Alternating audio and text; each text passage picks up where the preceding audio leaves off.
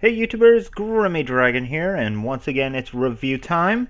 Today we are going to look at the triple changing Blitzwing from the Titan's Return line. We'll start off with the tank mode, which is very well done for the most part. The front end does a great job of bringing out the G1 tank of old. Sadly, the back does little to hide the jet mode parts, with the wings wrapping around the sides and the jet cockpit clearly visible. The tank turret has a full 360-degree rotation and a seat to place the included Titan Master Hazard into.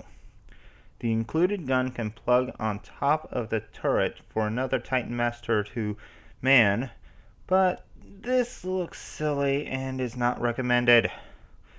It rolls on 4 caster wheels hidden within the treads, although if everything isn't lined up just right, the undercarriage may push out and make rolling difficult. Sadly, I think this may be the weakest of the modes. Transformation between modes isn't difficult. Just flip the vehicle over and readjust the wings and jet cockpit as needed. It is worth noting that getting the tank configuration to robot mode has less steps than jet to robot. I find myself liking the jet mode more on Blitzwing. The consistent purple of the jet works far better than the half and half the tank's colors were sporting. The deco is nice, although the decals aren't great. They fray easily and don't feel like they were well applied. I would have preferred to be able to apply them myself. The cockpit can open up to seat a Titan Master, and the gun can store at the back of the jet and even helps hold things together.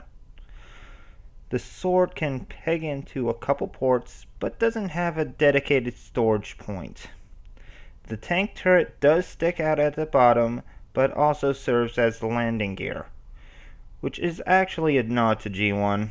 All in all, I quite like it. It's cool how Hazard looks like a very tiny Blitzwing, which fits the whole Transtector aesthetic Takara goes for in their Legends line. Sadly, Hazard lacks any paint, which is a constant bother for this line. Blitzwing's robot mode is an impressive sight. He's big, bulky, and for the most part well proportioned. He has this brutish and imposing presence to him, which is indicative of a Decepticon, especially when you share a mold with Megatron. The colors match up well with G1, and it's clear that Hasbro went with the original toy deco over the cartoon, which works well enough. The head sculpt looks nice, although the paint could have been applied better. Could be just mine though. Like most Voyagers, Blitzwing has this pop-up part that goes around his head, but since those parts aren't on a swivel hinge, they tend to limit his head movement. With 15 points of articulation, you can get Blitzwing into some very nice poses. Would have been nice if they worked in a waist joint, but overall I'm happy with what we got.